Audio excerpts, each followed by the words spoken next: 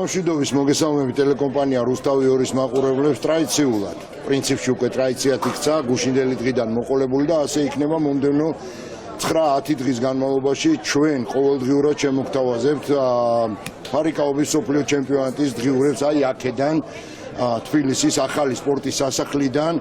ხედავთ უკვე როგორი ხალხმრავლობაა, ეს პრინციპში უკვე რამდენიმე დღეა ასეა გამომდინარე იქიდან რომ ხვალ სტარტს იღებს ერთ-ერთი უმნიშვნელოვანესი სპორტული ღონისძიება ჩვენს ქალაქში, რასაც ქვია მსოფლიო ჩემპიონატი ფარიკაობაში და მოდით ცოტა სხვა ფორმატში გავაკეთებ დღევანდელ გადაცემას.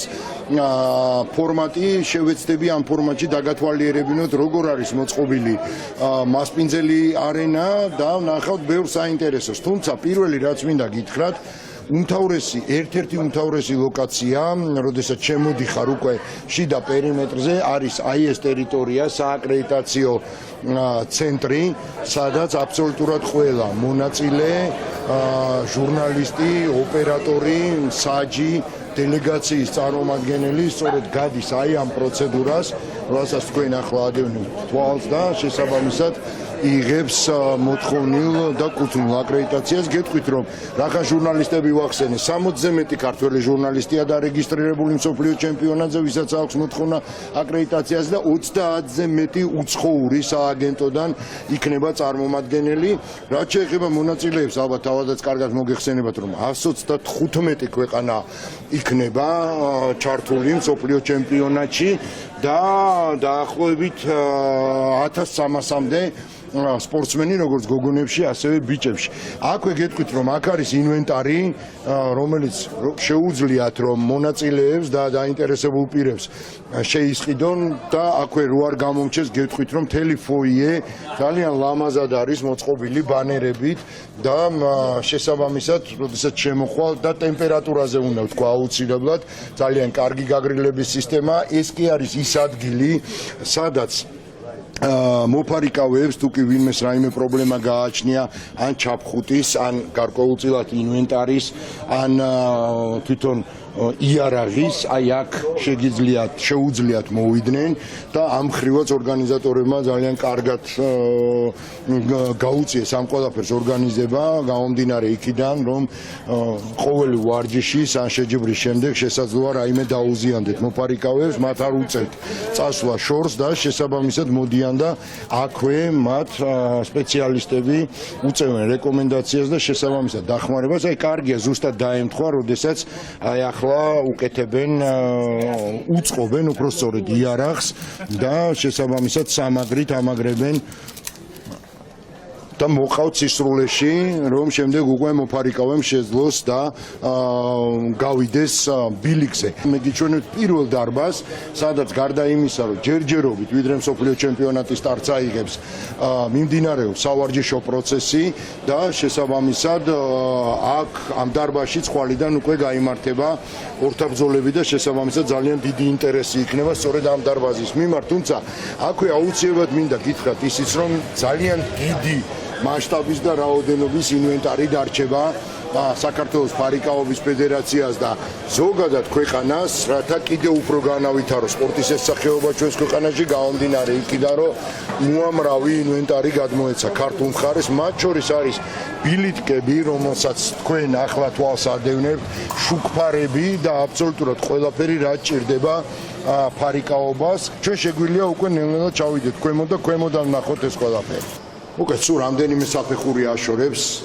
იმ ზედხეთს, სადაც ჩვენ ვიყავით და უკვე უშუალოდ აი ამ დარბაზის შიდა პერიმეტრს და ტერიტორიას აქ გამუდმებით მიმდინარეობს სავარჯიშო პროცესი, დელეგაციები მოდიან, ყველას აქვს თავიანთვის განკუთვნილი დრო, ბუნებრივია, არის აქვე გეტყვით რომ 2 სესია სავარჯიშო პროცესის, ეს არის დილის 9 საათიდან 12 საათამდე და მეორე პროცესი არის უკვე 3 საათიდან 5-6 საათამდე. მონაცვლეობით მოდიან დელეგაციები და შესაბამისად გადიან საცნელ პროცესს. აი აქ ამ ბილიკებზე იქამდე ვიდრე ხვალიდან დაიტვირთება ეს დარბაზი უკვე მსოფლიო ჩემპიონატის ორთაბრძოლებით. ჩართულია კონდიცია დაპირება მხოლოდ იმიტომ, რომ მაქსიმალურად კომფორტული გარემო შეექმნათ იმ სპორტსმენებს, რომლებიც ასწავლენ პროცესს გადიან აქ. ასე რომ ხვალიდან როგორც უკვე აღვნიშნე, ეს დარბაზი სრულად დაიტვირთება და შესაბამისად ყველა შეეცდება,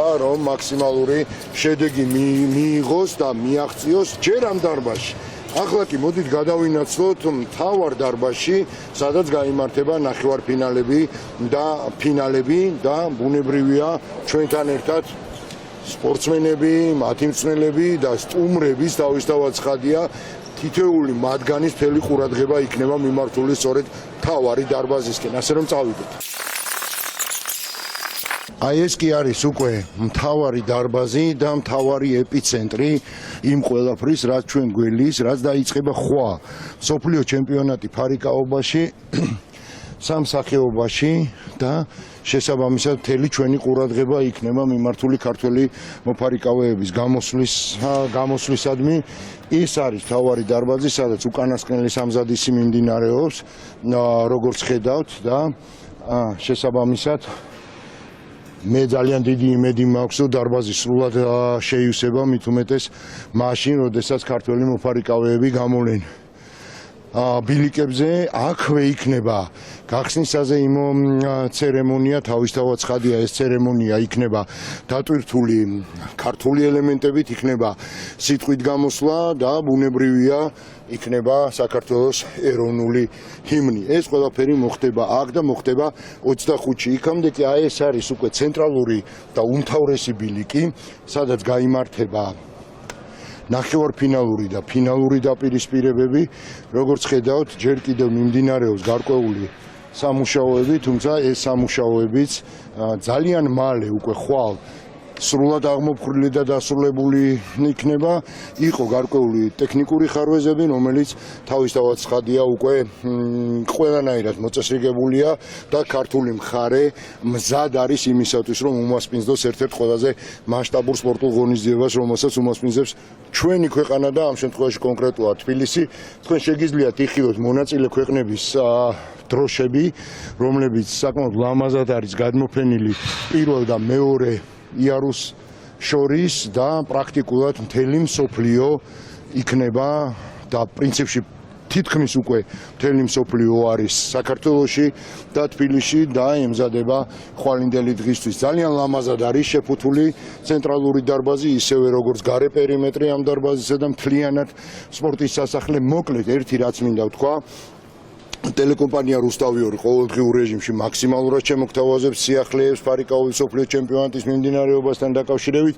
დღეს შეგნებულად ავარჩიეთ ეს ფორმატი, რადგან ხვალიდან უკვე აღარ მოგვეცემა საშუალება ამდენი დრო დაუთმოთ ზოგადად დარბაზში მიმდინარე მოვლენებს, სამუშაოებს და ცვლილებებს, რომელიც განხორციელდა წინა დღეებისგან განსხვავებით, განსაკუთრებით იმისათვის, რომ ყველაფერი მწყობრში ყოფილიყო მსოფლიო ჩემპიონატის სტარტისთვის. ხვალიდან კი ჩვენ შემოგთავაზებთ უკვე ასპარეზობებს, შემოგთავაზებთ ინტერვიუებს მონაწილეებთან, მწვრთნელებთან, ასე რომ ხვალიდანაც არანაკლებ დინამიური გადაცემები გელით. მადლობა რომ იყავით ჩვენთან ერთად დღეისათვის. სულ ეს იყო და ჩვენ რა თქმა უნდა გემშვიდობებით ხვალამდე, ხვალ ტრადიციულად ამ დროს ტრადიციულად ტელეკომპანია რუსთავი 2-ის ეთერში შევხვდებით.